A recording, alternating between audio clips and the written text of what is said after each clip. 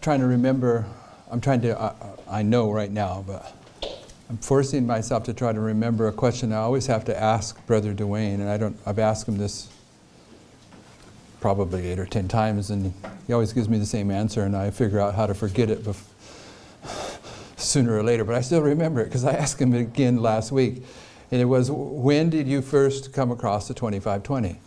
And it was in 2005, okay? And the 2520, the thing that was interesting about the 2520, at least at one level, was that he found the 2520 in a 6-part series by Hiram Edson, a series that Hiram Edson never finished. But he called me immediately when he discovered this, not because of the 2520, because we still at that point didn't understand the 2520, but in that article called The Times of the Gentiles by Hiram Edson identifies that the glorious land of Daniel 11 verse 41 is the United States. And that had been an ongoing argument for 10 years at least by 2005, and Dwayne knew it. And so Dwayne was living in California, I'm living in Arkansas, and he phones me up and he says, hey, I found a pioneer that identifies the glorious land as the United States. You'll want to read these articles? I said, fine, pass them on. And something that very rarely happens is that when I have opportunity to speak for a weekend or Sabbath or days, very unoften do I run out of presentations. I always have more material. I never get through all my material ever. But within a week, I was in Southern California at this church in Redlands or Ontario, somewhere in there.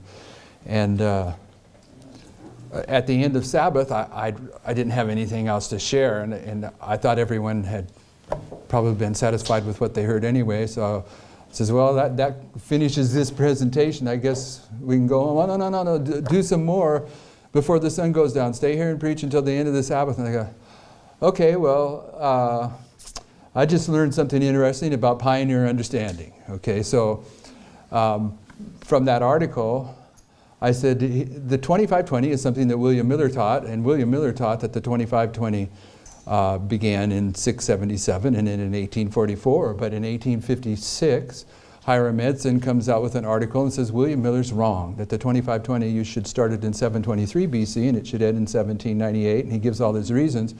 So I explained the 2520 of both William Miller and Hiram Edson on a board, and within a week after Dwayne Dewey had discovered that the pioneers had this time prophecy, the 2520, I was providentially forced, because there was nothing else to do, to share the 2520, but I did it in a way no one else has ever done it, because when the pioneers did it, Miller would say, oh, the 2520 is from 677 to 1844, period.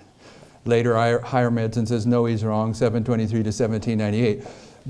But no one had ever put them together and said, okay, here's where they, and at that point, my understanding was, well, I'm not sure whether either one of them is right or wrong. Maybe they're both right. I hadn't settled into it. I had just discovered it. And it's in that time period that you need to understand that the Lord, this is 2005, this is 4 years after 9/11, roughly. The Lord is now trying to lead his people back to the old path, because the 2520, if you're going to accept that it's true, then at some point in time in your discussion, you're going to show it illustrated on both these charts, because both these charts have a sacred endorsement that they're of the Lord. And though there was a mistake on the chart on the left, the 43 chart, there's no evidence that Inspiration says there's any mistakes on this chart. And this chart is just as specific about the 2520 as that chart is. I mean, the very center column of the 1850 chart is the 2520. At the very top of that column, 677, that 2 Chronicle 33:33, that's the same thing that's on this chart, and it comes right on down to here to 1844. They've corrected the mistake. Okay, so at that point in time, we're forced to start dealing with the 2520 in Scripture, and we didn't have a clue that the 2520 runs through the entire Scriptures. And I know enough about the 2520 now to know that we have only begun to scratch the surface of the places where the 2520 is spoken about in the Word. I know we haven't taking in all the places, because I've seen it in too many places to think that humanly we've recognized them all. So once we began teaching it, I came to understand the logic I use is that there is basically two indignations of God that are referenced in the scriptures. One is the indignation of God against the unrighteous, against the wicked. Okay, and they're kind of the same, but they're a little bit different. But there's an indignation in God's word against his people for disobedience that is different. And the 25:20 is the indignation against God's people because of their disobedience. But if you're a last generation Adventist, as we all are, and the theologians today they will acknowledge that in the 1930s they set aside William Miller's Rules of Prophetic Interpretation. When they're teaching you in Andrews University these things, they will tell you directly that they set aside his proof texting methodology in the 1930s. This isn't my interpretation. It's part of the course there that you'll get as you're being trained to be an Adventist pastor. If you're not familiar with that, you can go to a book called Receiving the Word by Samuel Corenting Pippum, okay, who is a theologian there. And he, in the first couple chapters, he nails it down. He talks about the history when they set Miller's rules aside and adopted apostate Protestantism's hermeneutics. And so when you're grappling with that, you have to go into the scriptures, if you're going to defend the pioneer position, and become familiar with how to defend it for yourself. So when you get into Daniel 9, if you have those kind of eyeglasses on, in terms of the 25:20, you'll see something important, and I want to walk you through that, because I'm going to walk you through a process that last week in California, I went through an abbreviated version of what I'm going to do here to answer a question about what we're going to deal with in a moment. And the people that heard the answer, it helped them. I don't know if this will help you, but for most of you, this will probably be review anyway. But in Daniel 9, the last two verses of Daniel 9, both those verses have a part A and a part B. That's how I relate to them. Okay, so in Daniel 9:26, and this should be familiar to all of us, because Daniel 9 is the explanation of Daniel 8:14, and Sister White tells us that Daniel 8:14 is the central pillar of Adventism. So this is our primary doctrine, and Daniel 9 is the explanation of our primary doctrine, so this should be familiar ground for all of us. And in verse 26 it says,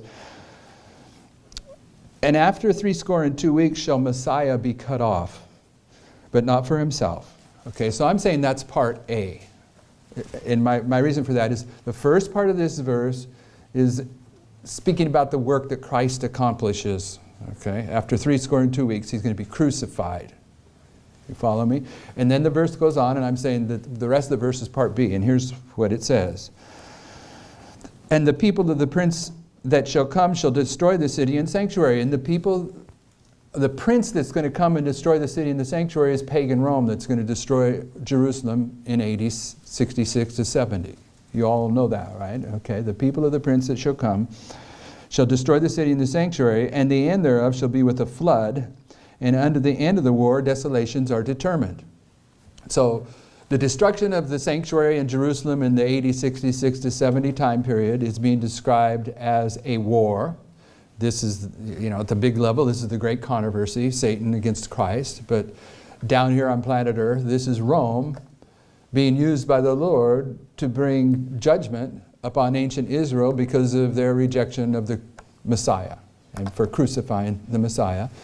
And so it's saying the end thereof shall be with a flood, the end of this war. And a flood is a symbol that's associated with Satan and Rome. We've already read from Isaiah 8, 7, and 8 today that the king of Assyria is going to come like a flood, and he's the king of the north. The king of the north comes like a flood. The papacy is your end of the world, king of the north. And Sister White says that he is Satan's representative on earth, is her words. And the enemy comes in as a flood. So this is talking about the warfare of Satan against God's people. And this warfare is going to continue on even past AD 70. Because this warfare is the warfare of Daniel 8:13.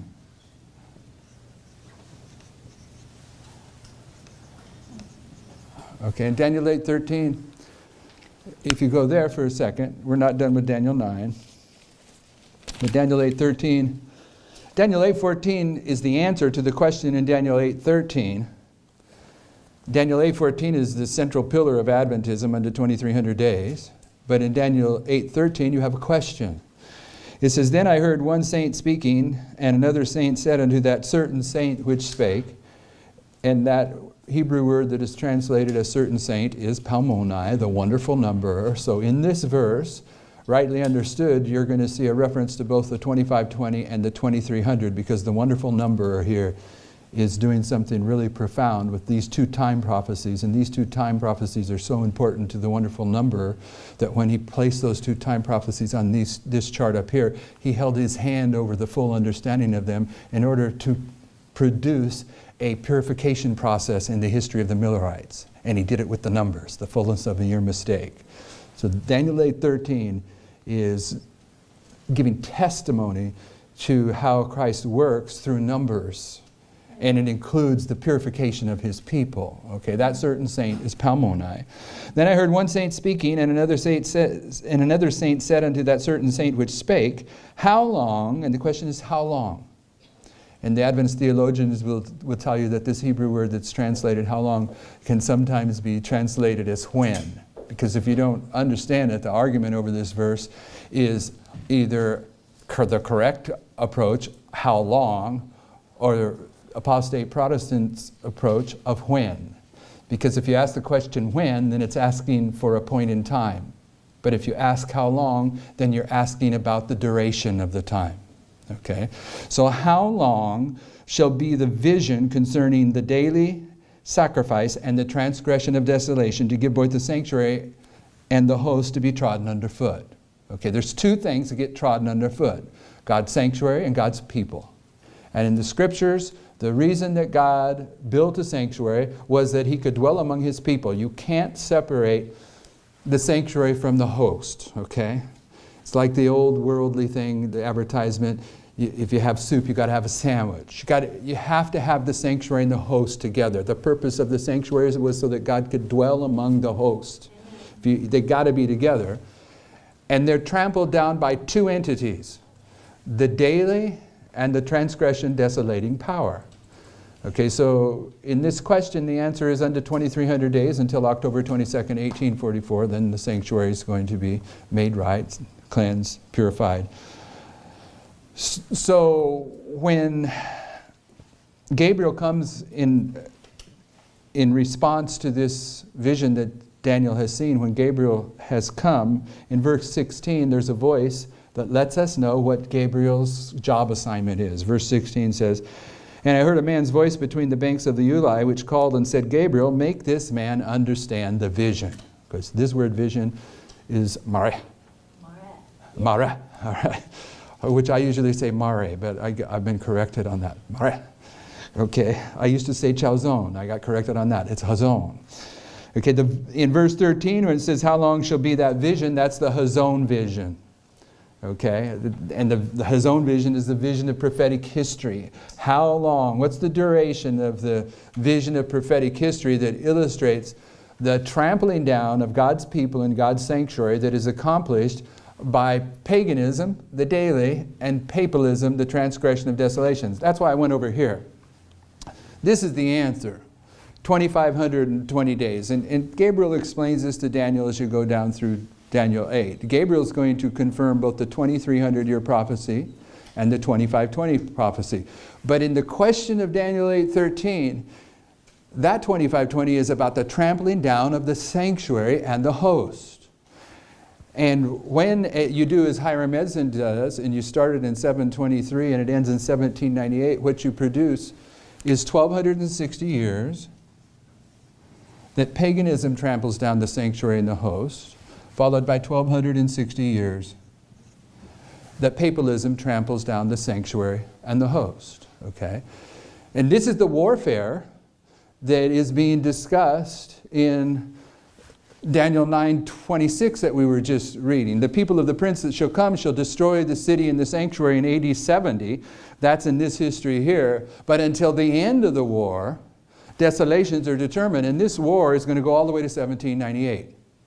The war against the sanctuary is going to go all the way to 1798. But it's a war that goes on for 2,520 years. Go to Revelation 11, and I'm really abbreviating this study down to make a point that I'm not really getting to very quickly.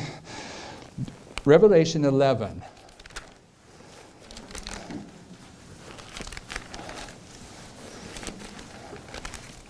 Revelation 11,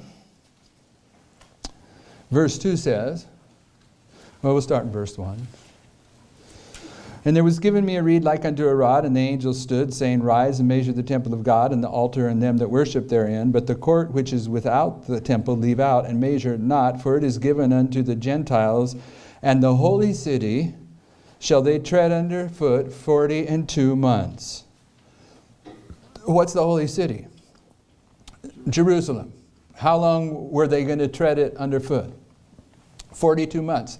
What's 42 months prophetically? It's 1,260 years. So where is John standing? I won't get into that depth. It's referencing this period here from 538 to 1798 that the holy city is spiritually being trampled down. Okay, but it's being trampled down in this history as well, is it not? Okay, so the punishment that's going on in this warfare, I'm going to argue, is God's indignation against his people for disobedience. So go back to Daniel 9:26, and I'll try to continue on with this thought to make a point about Daniel 11:36. Daniel 9:26, part A says, And after 62 weeks shall Messiah be cut off, but not for himself, and the people of the prince that shall come shall destroy the people. This is pagan Rome destroying Jerusalem, AD 66 to 70. And the sanctuary. And the end thereof shall be with a flood, and unto the end of the war desolations are determined. Okay? Verse 27. And he shall confirm the covenant with many for 1 week. And in the midst of the week he shall cause the sacrifice and oblation to cease. So this is part A of verse 27. It's dealing once again with Christ's work. In the midst of the week, he's going to be crucified in order to confirm the covenant with many for 1 week. Okay, and you don't want to separate that from this, because from here to here is 7 times, and a time is a year. And how many days in a biblical year? 360. So 7 times 360 is 2520. Okay, in the midst of the week, right here, in the time of Christ, he'll be crucified. So he has 1,260 days, the first 3.5 years of his ministry, beginning with his baptism in AD 27. 1,260 days takes him to the crucifixion. 1,260 days here takes you to the stoning of Stephen in AD 34. And this week that he's confirming the covenant with many is in the identical structure of the 2520 against the northern kingdom. 1260 to 538, 1260 to 1798. You're all seeing that, right? And in this history, the Jews are going to continue to do their evening and morning sacrifice. So they're having 2 sacrifices a day for this 1,260 days. 1260 times 2 means that the evening and morning sacrifice in this history, there was 2,520 of them, and there was 2,520 of them here. There's no way that you can separate the 2,520 away from the story of Christ. The cross is the very center of the 2,520. Okay, but what I wanted you to see is that when we're dealing with the 2,520 that's representing the 1,260 that pagan Rome tramples down God's people, followed by 1,260 where papal Rome tramples down the sanctuary and the host, that is God's indignation against his people for their disobedience to the covenant. Okay? So part B of verse 27 of Daniel 9 says, And for the overspreading of abominations, he shall make it desolate, even until the consummation. And I'm arguing that verse 26 and 27 go together, and that the word consummation means conclusion. In verse 26, it says, unto the end of the war. So I'm saying here what it's saying is consummation is once again another expression of the end of the war. And what I'm teaching you here, what I'm suggesting is 1798 is the end of the trampling down. It's the end of the war, okay? It says, even until the consummation, and that determined shall be poured upon the desolate. And if you have a marginal reference for the word desolate there, it'll say desolator. It's saying that there is something determined that at the consummation of this warfare of Rome against the sanctuary and host, at the end of the war against the sanctuary and the host that's carried out by both pagan and papal Rome, there's something determined. And that word desolate means desolator. There's something determined for the desolator. And the desolator at the end of the war is the papacy. Okay, so there is a special punishment of desolation that's going to be carried out against the papacy in 1798. That's a review for most of us, probably. But for those of us that it isn't review for, are you following the logic? Ooh. Yes, no, maybe so. The last part of it you had a problem with. I missed him. Okay, so what I'm saying, just to recap it, is that in verse 26 and 27, the part A of both of those verses is speaking about Christ's work. Okay? It's about in the midst of the week, he's going to confirm the covenant with many through the blood of his sacrifice. But in the second part of each verse, it's talking about the warfare that's carried out against the sanctuary and the host, against God's people and God's sanctuary. And pagan Rome destroys God's sanctuary and God's people, 80, 70 time period. But did I say papal Rome? I meant pagan Rome.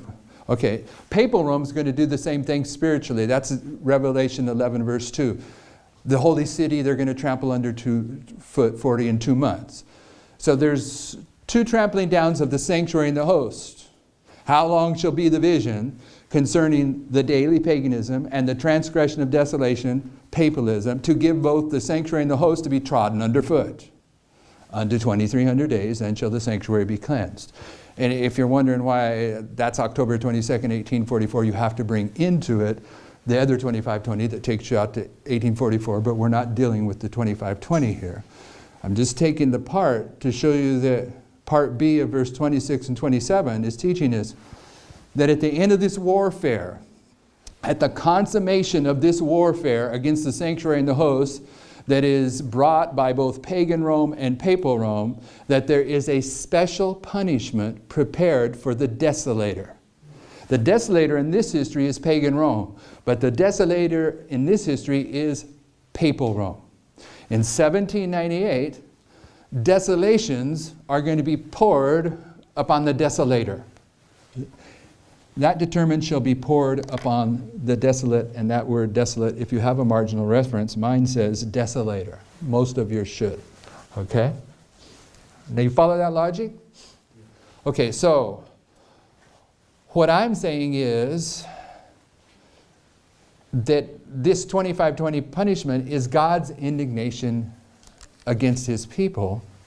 But if you go back to Daniel 8, okay? Daniel had, from verse 1 onward, Daniel's had a vision of the ram and the goat and pagan Rome and papal Rome. And this is the Hazon vision, the vision of prophetic history. And then in verse 13 and 14, he hears this heavenly dialogue between the heavenly beings. How long shall be this vision? The answer, until 2300 days, then shall the sanctuary be cleansed. And then in verse 16, Gabriel's commanded to make Daniel understand the Marah vision. And in verse 17 it says, so he came near where I stood, and when he came I was afraid and fell upon my face, and he said, understand, O son of man, for the time of the end shall be the vision. his own vision. Now as he was speaking with me, I was in a deep sleep on my face toward the ground, and he touched me and set me upright. And he said, Behold, I will make thee know what shall be in the last end of the indignation, for at the time appointed the end shall be. So Daniel's purpose was to identify October 22nd, Gabriel's purpose was to identify for Daniel October 22nd, 1844. So he's saying to him here, I'm going to make thee understand what shall be in the end of the last indignation. At minimum, that means there has to be 2 indignations. Maybe more, you can argue more. But if there is a last indignation, at minimum, there has to be a first indignation. Okay? And I'm arguing, if you go through Daniel 8 correctly, and as Seventh-day Adventists we should know that Daniel 8 is about pointing us to October 22nd, 1844 here. This is the end of the last 2520, the last indignation. Therefore, 1798 would be the end of the first indignation. You all with me? Okay, with that in place, go to Daniel 11:36. Now, I had maybe more than one, but there's only one question that came up after the last presentation during lunch that someone wanted me to address. So I'm going to try to do that and also put one other thing in place now in verse 36. You know, I wasn't prepared. I didn't know where I was going. You have your Ellen White CD-ROM up and running, my brother, Brian? Type in old controversies. Yeah. We're told that at the end of the world, old controversies will be revived. Okay?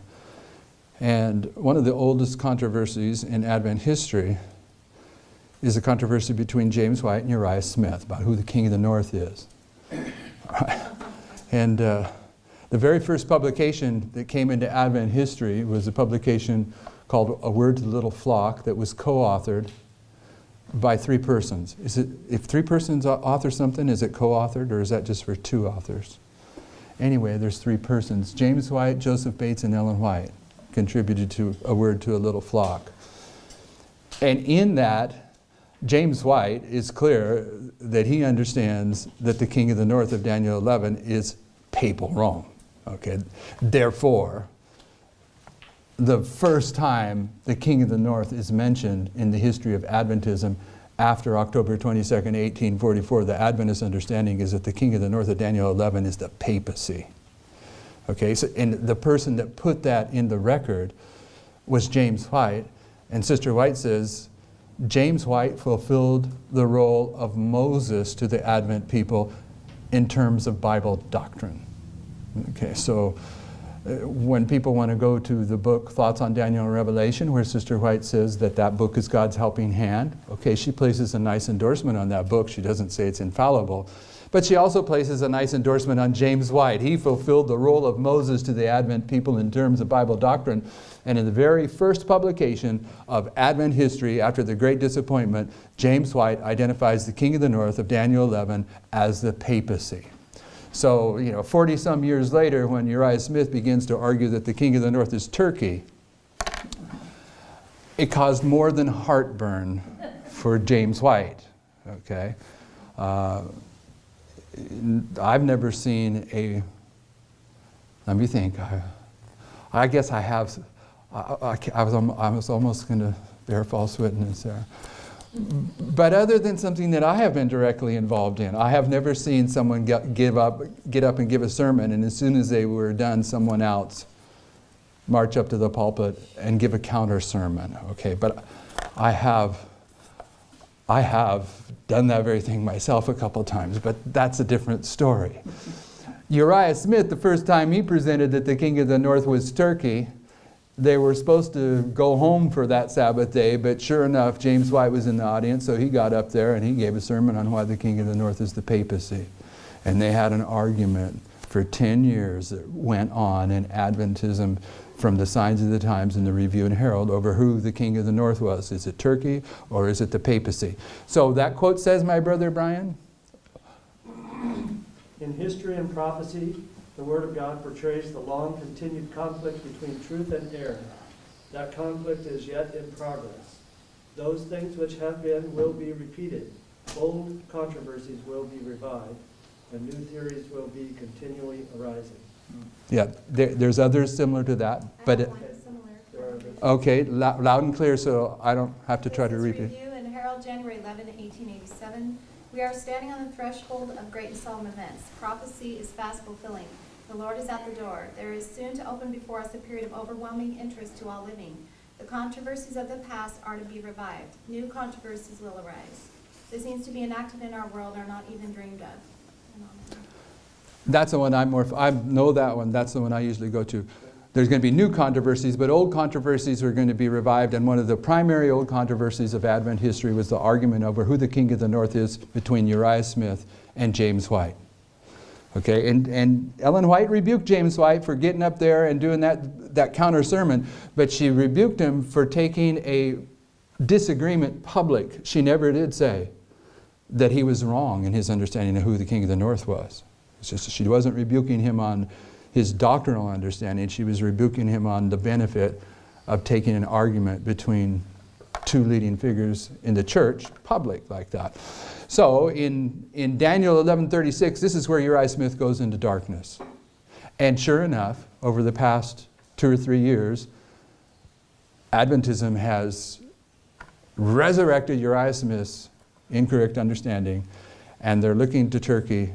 And when Turkey makes its march to Jerusalem, then Michael will stand up and human probation will close. That's the logic of Uriah Smith.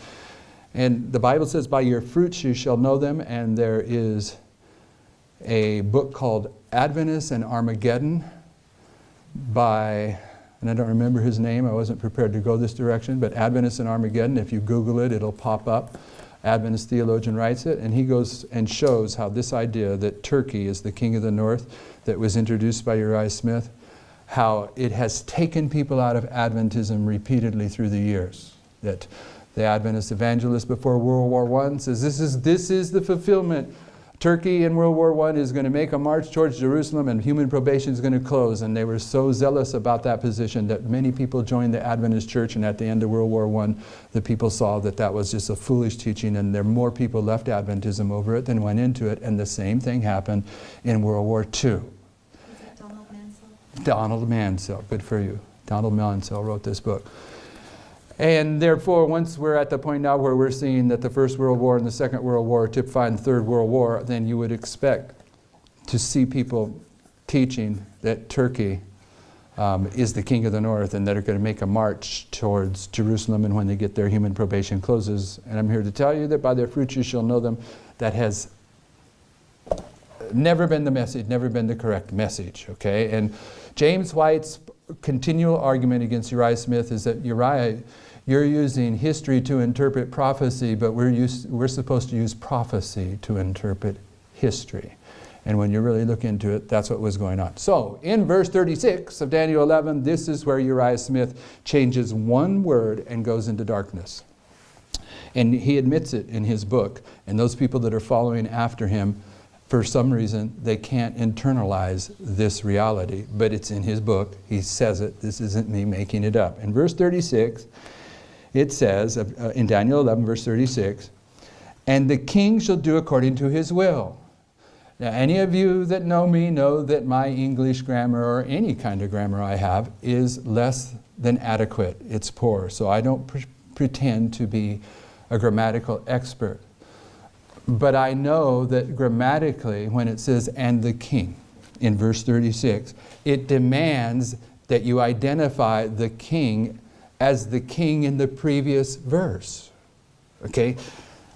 When it says, "and the king," it's referring to the previous subject. Okay? You have no grammatical justification for saying that this is a new thought. Okay, it's telling a story in verse 35. It says, "And some of them of understanding shall fall to try them and to purge and to make them white even to the time of the end, because it's yet for a time appointed. And the king," the one that's doing this persecution, the king that's doing this persecution, you got to back up into these verses, but you can't grammatically change him. Okay, so in Thoughts on Daniel and Revelation, what Uriah Smith says, after he quotes verse 36. He says, if we could say a king, we would see a new power introduced into the narrative, something like that. If we could say a king. So all he does is he changes the word the king to a king. And if it's a king, if verse 36 says, and a king, then you have a justification for saying, hey, this is a new king in this sequence of events in these verses. But it doesn't say a king, it says the king. It has to be the subject prior. And Uriah Smith agrees that up to verse 35, the king that's being discussed is the papacy. So Uriah Smith himself agrees that up to verse 35, this is the papacy. But when he gets to verse 36, he determines to change one word. Okay. And it says, and the king shall do according to his will, and he shall exalt himself and magnify himself above every god, and shall speak marvelous things against the God of gods, and shall prosper till the indignation be accomplished, and that is determined shall be done. So this king, who is the papacy, Uriah Smith up to verse 35 would tell you it's the papacy, he's going to prosper until the indignation be accomplished. What indignation is accomplished? 1798. This 2520 is accomplished in 1798, and the verse says, and that is determined shall be done. Shall be done.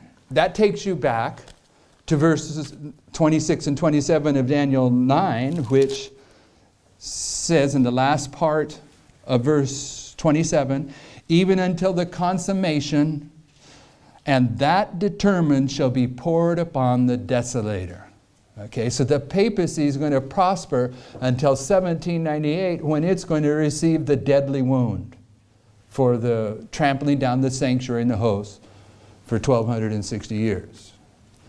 You all follow that logic? You can't see that. Two things that would prevent you from seeing that clearly. If you've rejected the pioneer understanding of the 2520, if you've rejected the old past, you're not going to see that, because you're not going to have the ability to understand these indignations. And if you've changed the king from the papacy to Turkey, do we have any indignation laid out that's determined against Turkey? I don't know how that would even line up with Daniel 2, with the regs undone to feet when establishing a vision. Oh, it contradicts so many things. Yeah. I mean, that's a simple explanation for a simple mind that could just say, hey, that doesn't match. Okay, but have you noticed that in the past, less than a year, but I'll say the past year, that there was an attempted coup in Turkey, and the people that tried to overthrow the ruler in Turkey were rounded up and put in jail, and in the past 2 months, maybe less than 2 months, that very ruler is doing another purge there, and people are talking about him instituting a caliphate. Yes. Okay, so, caliphate. A caliphate is when Islam comes together under one banner. Okay, that's what the Ottoman Empire was. It was a caliphate that ruled for 391 years and 15 days. The Ottoman Empire, and that there is going to be a caliphate in Islam that is restored at the end. But my point is, you see the caliphate activities taking place on planet Earth. ISIS declared itself as a caliphate.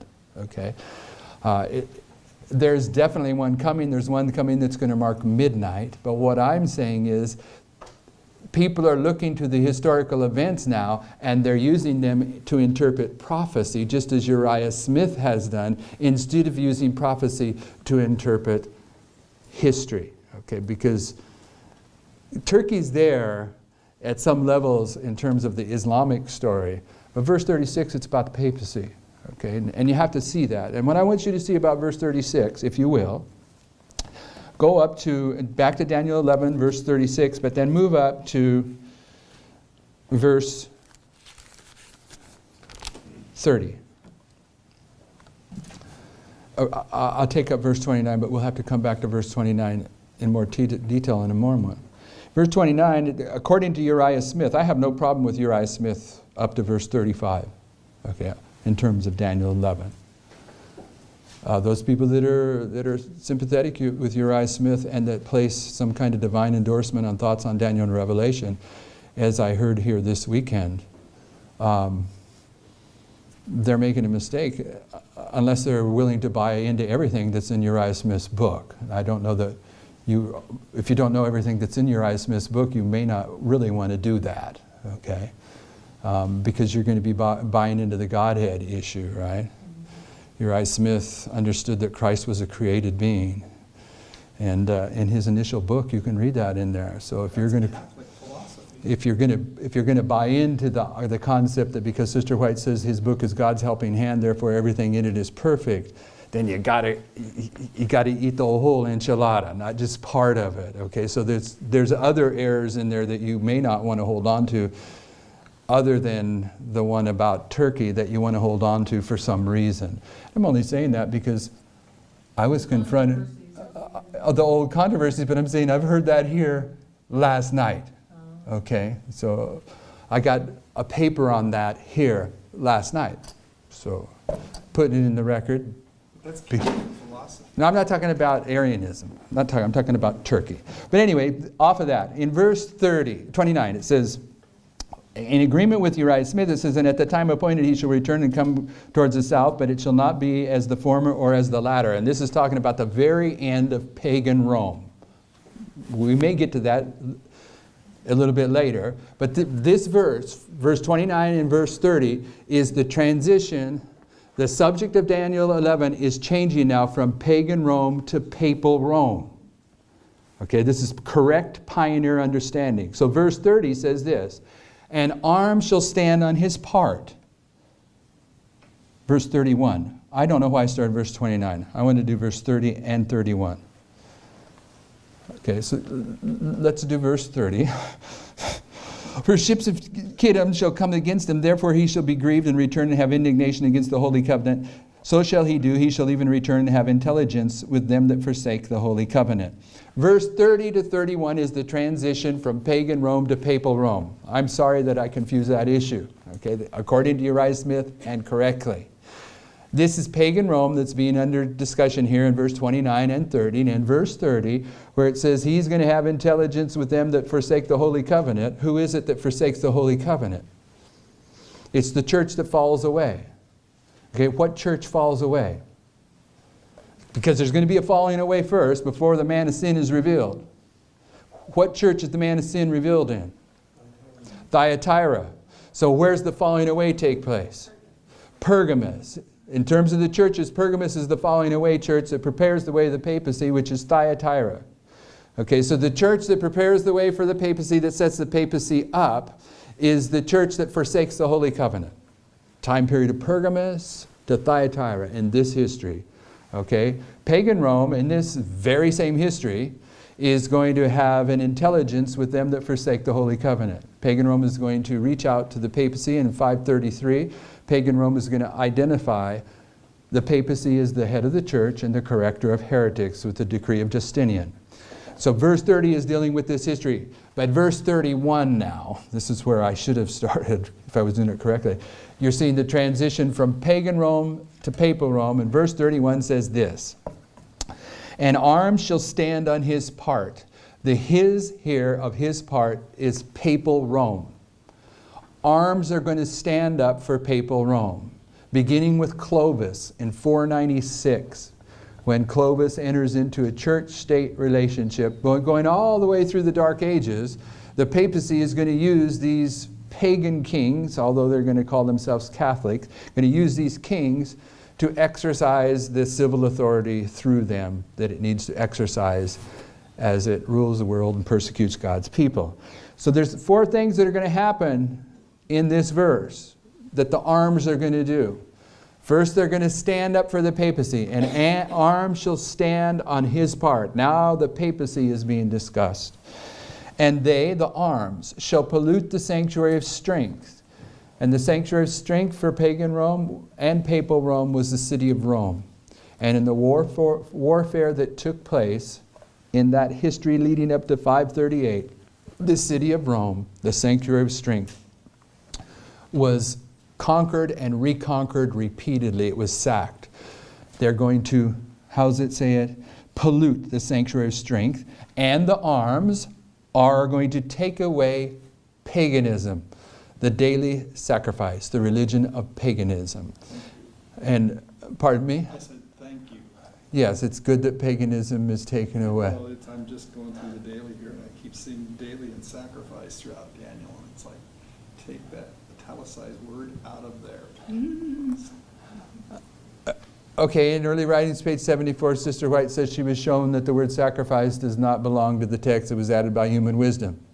So some of us, when we read the word sacrifice in connection with the daily, we don't read it because we know that Sister White says it doesn't belong to the text.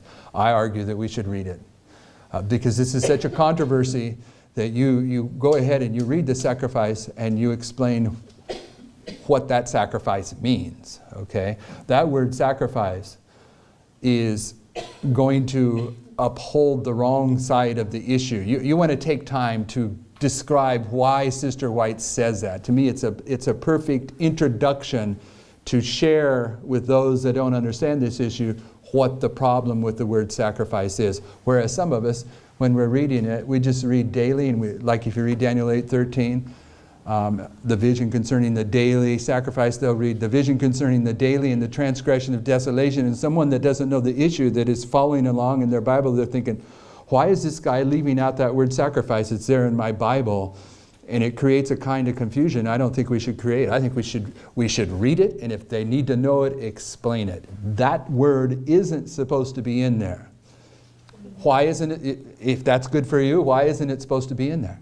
Because it's not talking about the Jewish sanctuary service, which everybody thinks it is. Okay, but what's a better reason why it shouldn't be in there? That's a good reason, but I think there's a better one. Because it's an adverb, and daily is a noun and not a verb. But daily is a noun. The word daily is found 101 times in God's Word. As a verb, or as a adjective. Not as a noun. It's only found, what, once as a noun? No. The daily is found, the word daily is found 101 or so. I think it's 101 times in God's Word. But in the book of Daniel, it is a noun. All the other places, it's your verb, adverb. Okay? But if you add that word sacrifice to that noun, what do you turn that noun into? An adjective. Adjective or an adverb. You're changing what it is. Okay? So it's the grammatical thing that it does. It gives these guys justification to say, hey, the Bible is speaking about this over and over again. But this word daily is only found in the book of Daniel. And how many of you all realize that William Miller's had 3 tools? He had the Bible, he had the marginal reference, and he had Cruden's Concordance. And Cruden's Concordance gives no indication on the Hebrew or the Greek. It's simply a word study.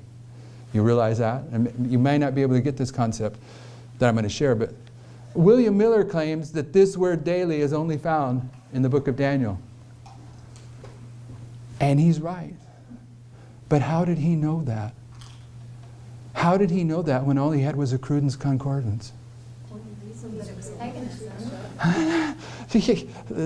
He knew it before he found out it was paganism. How did he know that it was only found, to meet is only found in the book of Daniel? When it's found 95 other places. There you go.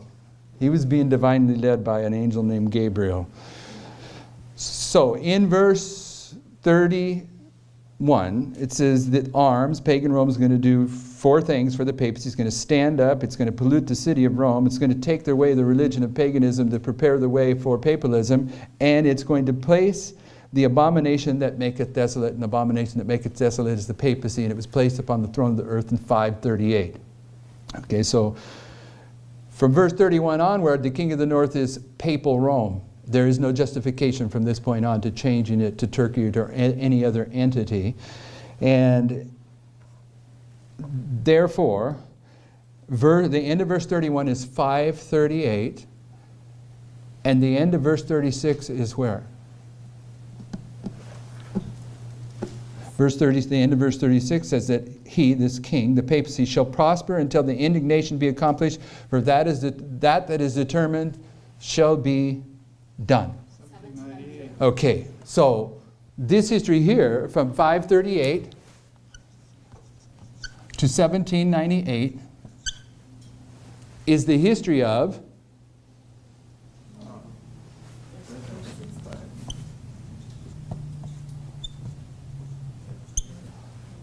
verse 31 to 36, right? Okay, and at the end of verse 36, the papacy is being punished. Desolation is being poured upon the desolator. He's receiving his deadly wound. Yes? Okay, you got to see this point to get Daniel 1 through 39. So, what I'm saying is the first 39 verses of Daniel 11 are identifying history that's going to be repeated in the last 6 verses of Daniel 11. Much of the history that's taken place in fulfillment of Daniel 11 will be repeated, Sister White says. And then she quotes verses 30 to 36, the very verses we're dealing with, and says, scenes similar to those described in these words will take place. She says much of the history of Daniel 11 is going to be repeated in the final conclusion of Daniel 11, but she especially deals with the verses that we just went through, verses 30 to 36, and says scenes similar to those described in these words will take place. You see that? So in verse 45 of Daniel 11, it says, and he, the king of the north, modern Rome, the papacy, shall plant the tabernacles of his palace between the seas and the glorious holy mountain. Yet he shall come to his end, and none shall help, and at that time shall Michael stand up. So somewhere in verses 44 and 45, human probation closes, correct? And the papacy comes to its end. So in verse 36, the last phrase where it says, he shall prosper till the indignation be accomplished, for that is determined shall be done. What is verse 36 typifying in the last 6 verses of Daniel 11? Verse 45. Everyone see that? This end of the papacy, this deadly wound, is typifying the final destruction of the papacy between the seas and the glorious mountain, holy mountain. Yes? Okay, so this is verse 45. Verse 36 typifying verse 45. All right, and I would argue verse 31 says an arm shall stand on his part. Who are the arms that are going to stand up and agree to give their kingdom to the papacy? United Nations. This is where the papacy is being placed upon the throne of the earth. This is where the threefold union is coming together here. An arm shall stand on their part. They're going to pollute the sanctuary of strength. We got to figure out what the sanctuary of strength is. It gets polluted when these arms stand up for the papacy.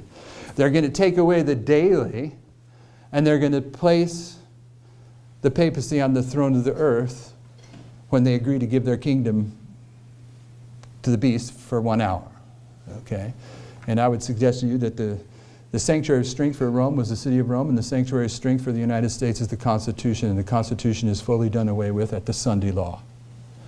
And at the Sunday law, you have more than one witness in the spirit of prophecy that the threefold union takes place at the Sunday law, and you know it as Seventh-day Adventists because you know the parts where she refers to the Sunday law, and she says that the United States shall stretch its hand across the gulf to grasp the hand of the Roman power. And she also says, and stretch its hand across the abyss to clasp the hand of spiritualism. And under this threefold union, okay, so if you go into the places where she talks about this double clasping of both the United States clasping hand with Rome and clasping hand with spiritualism, which is the United Nations, you know the United Nations is spiritualism, right? You know that the largest New Age printing press in the world is in the basement of the United Nations. And you know that when it was first introduced there in the basement of the United Nations, it was called Lucifer Press. And now it's called the Lucius Trust. They changed the name because it was just too obvious. Okay, so the United Nations is spiritualism. So when the United States, the false prophet, takes the hand of the beast, the papacy, and takes the hand of the dragon, spiritualism, That's at the Sunday law. That's the threefold union. And you have the United Nations right there at the Sunday law. This very rapid transition from the sixth kingdom of Bible prophecy to the seventh. The threefold union is in place at the Sunday law. And now for 1 hour, there's going to be a bloodbath in a short space that's going to parallel the bloodbath of 1260 years. Okay, so verse 31, if what I'm contending is correct, this would be verse 41, the Sunday law in the United States. Are you following the logic? Okay, so what I'm saying is that verse 31 to 36 is a line of prophecy that needs to be brought to the template. And the template is the last 6 verses of Daniel 11. This particular line, verse 36 through verse 31 through verse 36 would take us to verse 45. Now, I know I haven't thought through the best way to put these lines up here where they're organized in a way that it'll click for you. And as I continue to put lines up here, I can tell it's probably going to get a little bit busy. But do you follow the logic here? Now, what I'm saying to you, brothers and sisters, is once the Lion of the tribe of Judah removed his hand from verse 10, that he is repeating the development of the midnight cry message in the time of the Millerites, which was the 7th seal in the time of the Millerites. And the 7th seal brought to perfection the 1st seal. The 1st seal for the Millerites was the judgment hour cry. The midnight cry message brought that message to perfection. And our message was Daniel 11, 40 to 45, in conjunction with the reform lines. That was the 1st seal that was opened in 1989. And the last seal that's open, that is the midnight cry message for our history, will be a perfection of the last 6 verses of Daniel 11. And that perfection is coming from the very same vision. It's coming from the vision of Daniel 11, and it's being produced once we recognized our mistake that was in verse 10. And what that mistake does is it opens up the first 39 verses of Daniel 11, and it gives you and I the responsibility as students of prophecy to rightly divide the word by identifying when this line starts and this line stops and the other line starts and stops. And then where do you place them into the template, which is the last 6 verses of Daniel 11. So I'm saying that the work that we're required to do is to understand Daniel 11, 40 to 45 in connection with the application of the lines, and that is exactly the truths that he opened up at the beginning of this reform movement in 1989/91. Are you following the logic? Okay. Let me go to verse 13. I have no idea now if it's 65 minutes or not. 60. Okay. Not close, huh? Verse 11 of Daniel 11. In verse 10, you have 1989, when the Soviet Union is swept away, and which we initially thought meant Russia was removed from prophetic history. But it only went up to the neck. Okay, the king of the south was still standing there.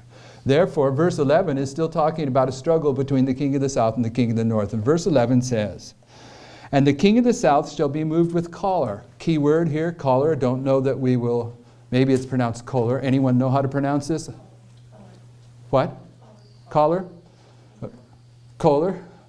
Okay. Spell it for Google. Almonds or almonds?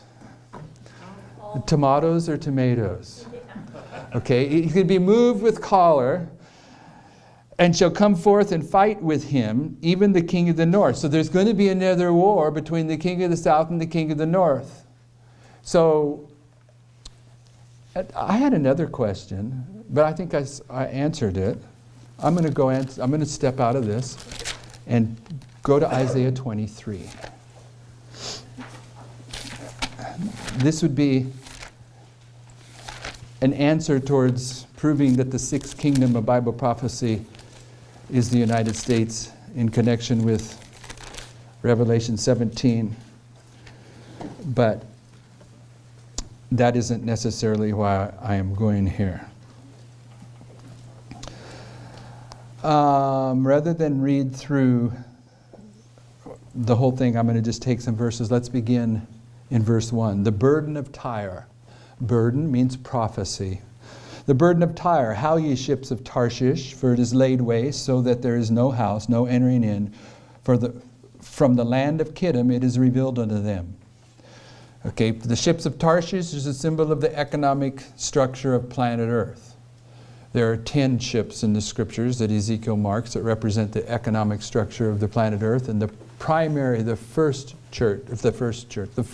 ship is the ships of Tarshish representing the United States. Okay, we're not going there, but this is a burden about Tyre. Okay, so we need to know who Tyre is. And in verse 15, we're going to try to determine in this prophecy of Tyre who Tyre is. In verse 15, it says, "And it shall come to pass in that day that Tyre shall be forgotten 70 years, according to the days of one king. And at the end of 70 years shall Tyre sing as a harlot."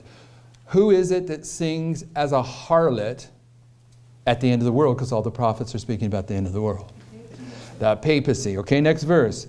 "Take an harp and go about the city, thou harlot that hast been forgotten. Make sweet melody, sing many songs, that thou mayest be remembered. And it shall come to pass after the end of 70 years that the Lord will visit Tyre, and she shall turn to her hire, and shall commit fornication with all the kingdoms of the world upon the face of the earth." Who commits fornication with all the kingdoms?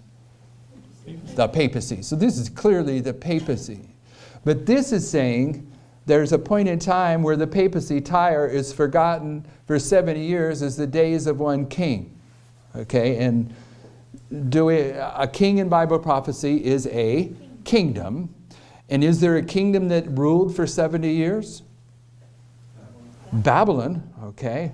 And so this is saying that Tyre is going to be forgotten for 70 years as the days of one kingdom. So whatever it is, the time period that Tyre, the papacy, is forgotten is the time of one kingdom.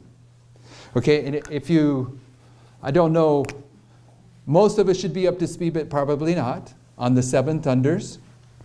The seven thunders that are represented in the last kings of Judah begin with Manasseh. I could be spelling that wrong. And they end with Zedekiah. Okay, what does Manasseh mean? Forgotten. And when do we place this in terms of the seven thunders of Millerite history? It's Manasseh, Ammon, Josiah, Jehoiahaz, Jehoiakim, Jehoiachin, and Zedekiah. 1, 2, 3, 4, 5, 6, 7. This is the seven thunders as represented in the last seven kings of Judah. This means to forget, and we place this, when we line it up with Millerite history, at 1798. And 1798, there's a forgetting that's going to take place, and this power Tyre, that is the papacy, she's going to be forgotten for 70 years, the days of one king. She's going to be forgotten during the time period of the kingdom that is ruling in this history. And what kingdom is ruling for this prophetic 70 years? The USA. And at the end of the USA, she's going to be remembered.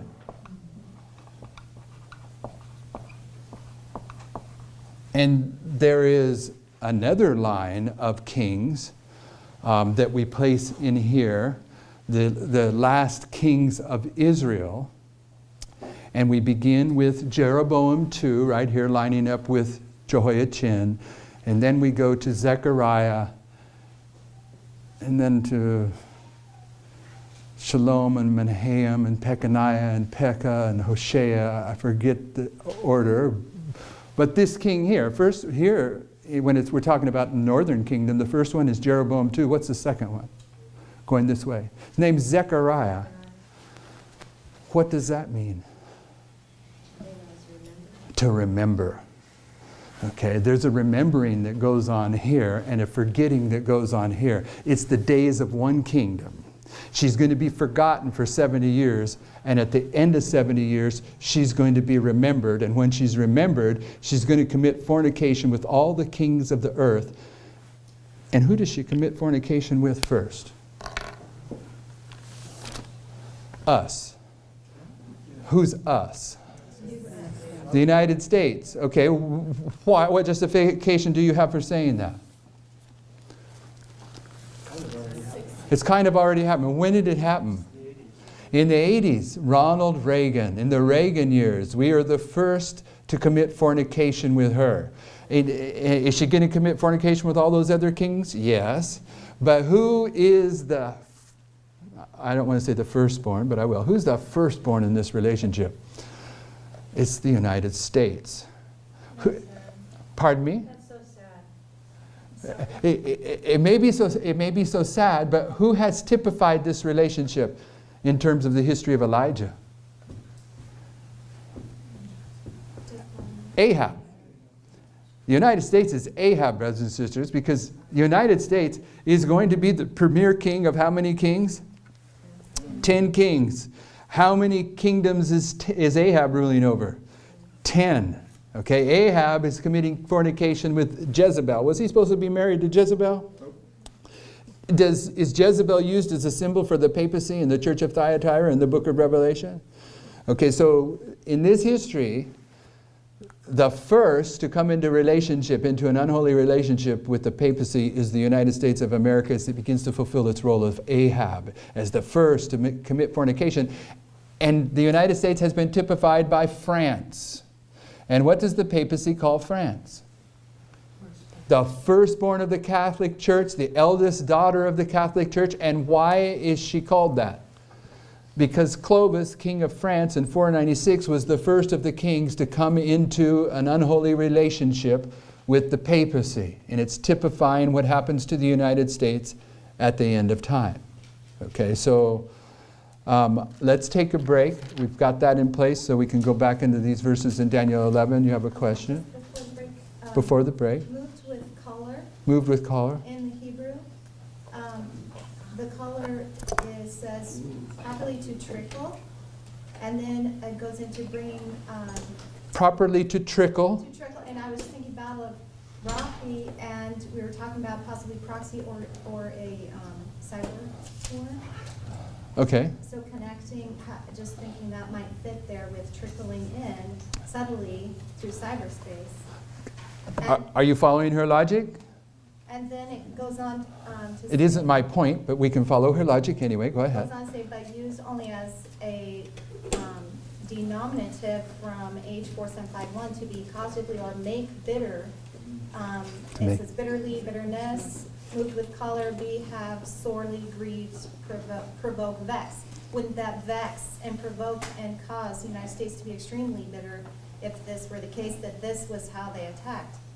This would be a kind of a, I don't want to say that term, this would be hitting below the belt kind of in a sense, that this is how you're going to do this? Perhaps everything you're saying is accurate, but the word that I would draw out of that definition is the word bitter. Because you can line bitterness up Trickle and bitter. with midnight, but that's not my point. My point is, how many times does Daniel use the word collar? Just twice. Chapter 8. There's a he-goat that strikes the two-horned power, the ram, with collar. He's moved with collar against him. That's my point, is connecting Daniel 8 here with verse 11. But we'll return to this when we come back.